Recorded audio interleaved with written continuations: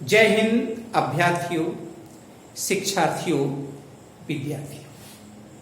मित्रों, पिछली वीडियो में डिसीजन के विषय में मैंने आपको पढ़ाया था। आज डिसीजन के विषय में कुछ महत्वपूर्ण तथ्य बताने वाला हूं। आपने पिता में भीष्म का नाम आपने सुना होगा, विराट कोहली का आपने नाम सुना होगा, सिंधु ताई का नाम सुना होगा और दशरथ माझी का भी नाम सुना होगा। इन सभी ने डिसीजन लिए और देश को परिवर्तन करने की कोशिश की और देश परिवर्तन भी हुआ। पिछले अगस्त में प्रधानमंत्री जी का भाषण मैंने सुना।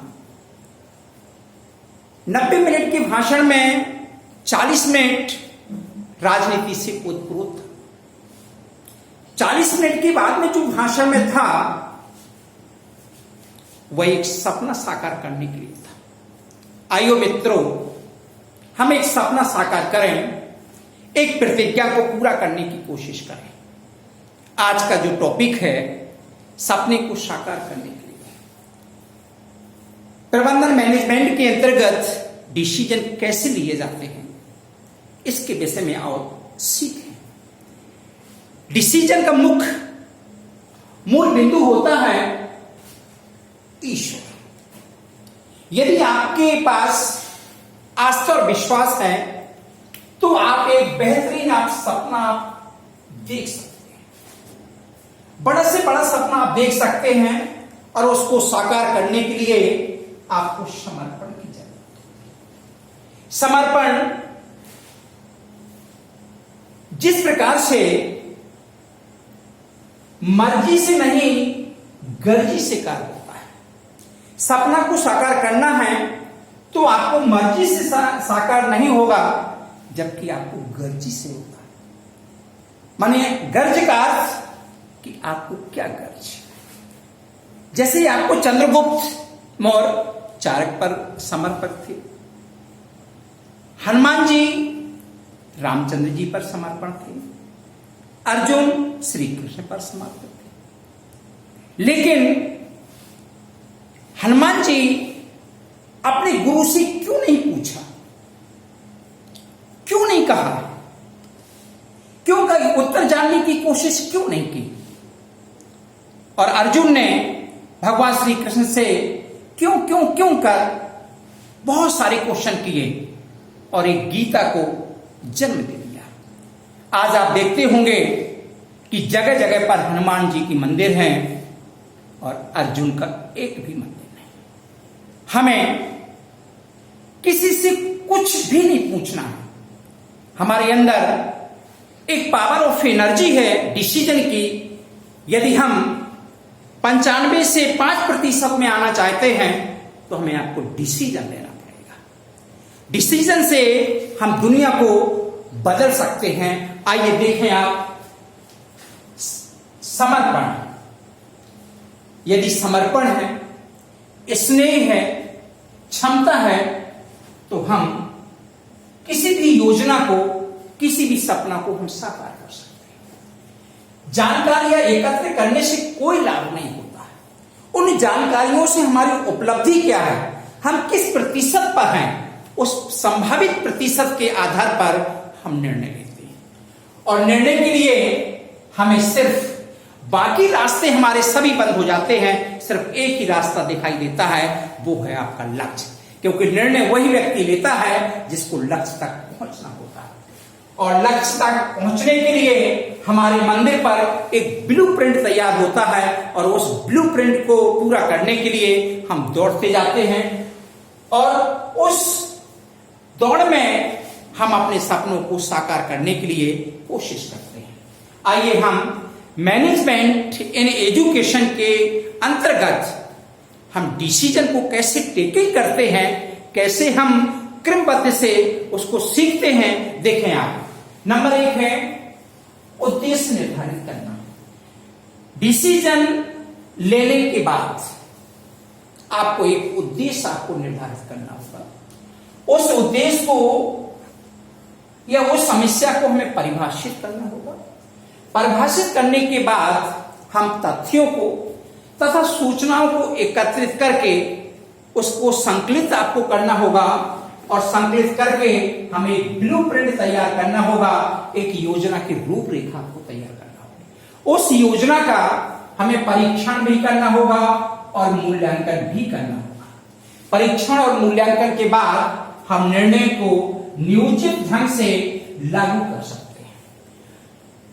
निर्णय को लागू करने से हमें समय पर मूल्यांकन भी करना होगा कि निर्णय हमारा सार्थक है या निरर्थक है। सार्थक है तो उसका परिणाम कितने प्रतिशत है, कितनी उसमें संभावनाएं हैं, कितने हम सत्यता की ओर जा रहे हैं। मूल्यांकन के आधार पर हम क्रियाओं को करेंगे, उसी के आधार पर हम नीतियों को बनाएंगे और शिक्षा के उद्देश्यों को मानव कल्याण के लिए निर्मित करेंगे। नेक्स्ट आपका शिक्षा में हम किस प्रकार से निर्णय लेंगे। पहला पॉइंट है शिक्षा समस्याओं का पता लगाना। सबसे पहले हम शिक्षा की या शिक्षा के अंतस्थ में जो परेशानियां हैं उनको हम समझने की कोशिश करेंगे, उन समस्याओं को हम पता लगाएंगे। समस्याओं का पता लगाने के बाद हम उसको परिभाषित करते हैं। परिभाषित करने के बाद उसमें हम समाधान देखते हैं और वैकल्पिक या विकल्पों का हम चयन करने की कोशिश करते हैं। विकल्पों के चयन होने से हम श्रेष्ठतम विकल्प का चयन करते हैं और श्रेष्ठतम विकल्प के चयन होने से हम परिणामों की परिकल्पना करते हैं। जब परिणामों की परिकल्पना हम कर लेते हैं तो हमें श्रेष्ठता के आधार पर या श्रेष्ठ विकल्प के आधार पर हम उसी के आधार पर क्रिया करने की कोशिश करते हैं और क्रिया को हम कार्य में परिवर्तित करने की कोशिश करते हैं। बीच बीच में हम कर्मचारियों से, अन्य सहयोगियों से विचार विमर्श करते हैं और अनुमान लगाते हैं और अनुमान लगाने के बाद एक निश्चित निर्णय तक हम पहुंचने की परिकल्पना करते हैं।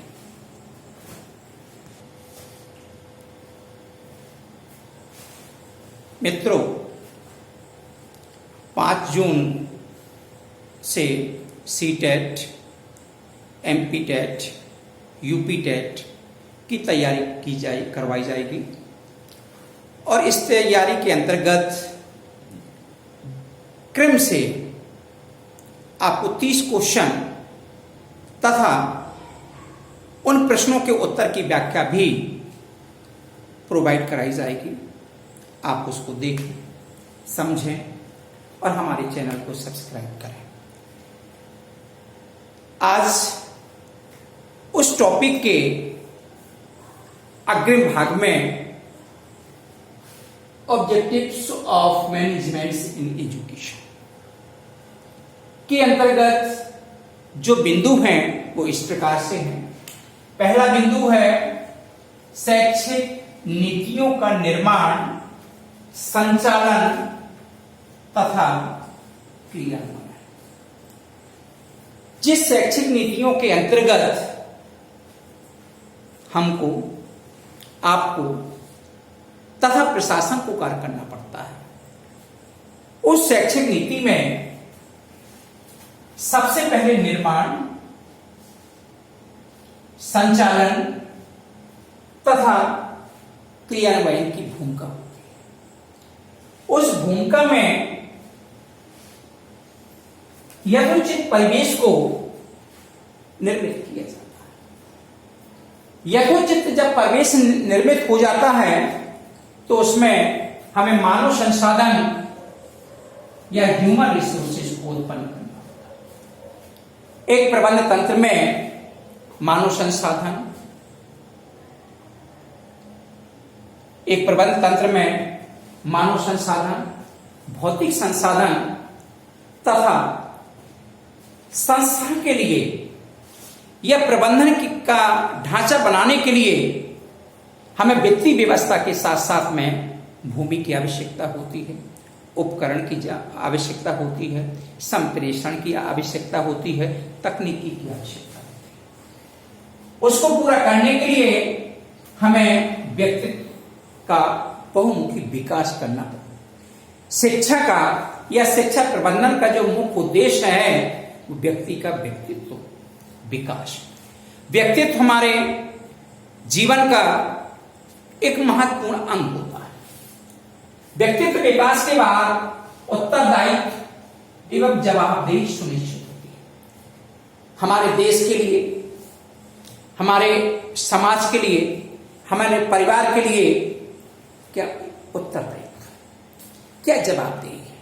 यदि हम उत्तरदायित्व और जवाबदेही के आधार पर कार्य करते हैं तो निश्चित ही हमारा शिक्षा का जो नवीन ढांचा है वो बहुत अच्छा निर्मित हो सकता है। मानवीय संसाधनों को समन्वित करना, शिक्षा की उत्तरोत्तर उन्नति हमारे मानवीय संसाधनों के द्वारा स्थापित होती है। हमारे जो साधन हैं उनके द्वारा, और जो साधन नहीं हैं उनको जुटा करके, एकत्र करके हम शिक्षा को एक नया आयाम देने की कोशिश करते हैं। कर्मचारियों के लिए आचार संहिता, उनके लिए क्या नियम होंगे, क्या संहिता होगी, उनका क्या वेतन होगा, उनकी सेवा देने की कौन कौन सी शर्तें हैं, कौन कौन सी नियमावली है, कहां पर हमको वेतन देना है, कहां पर उसको सुविधाएं देना है, कहां पर हमें शैक्षणिक की व्यवस्था करना है, कहां पर हमें आकस्मिक अवकाश की व्यवस्था करना है, इन सब की शर्तें भी इसमें समाहित की जाती है। शिक्षा विनिमय संस्थान, जैसे उत्तर प्रदेश की विनिमय संस्थान है सचिव परीक्षा नियामक प्राधिकारी उत्तर प्रदेश इलाहाबाद, वहां के अधिकारियों द्वारा या अन्य अधिकारियों द्वारा शैक्षिक प्रगति को लागू करना,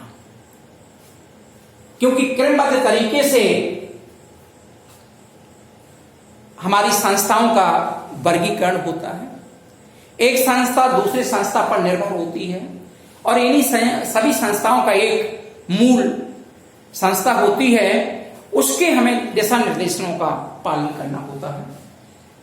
इन सब के लिए वित्त व्यवस्था करना आवश्यक है, क्योंकि बिना वित्त के शैक्षिक ढांचा अधूरा होता है। बिना पैसे के, बिना मनी के, बिना पूंजी के हम एजुकेशन प्रबंधन नहीं कर सकते हैं, अर्थात इसके लिए हमें वित्त व्यवस्था करना पड़ेगी। वित्त व्यवस्था के बाद हम नवीन उद्देश्यों की खोज करते हैं, अच्छे अच्छे मूल्यांकन को लागू करते हैं और नवीन सिद्धांतों का सृजन करते हैं। इन सभी के सृजन से, इन सभी के क्रियाकलाप से हम एक शिक्षा प्रबंधन के अंतर्गत हम एक बहुत अच्छे निर्णय को खड़ा कर सकते हैं। धन्यवाद। जय हिंद।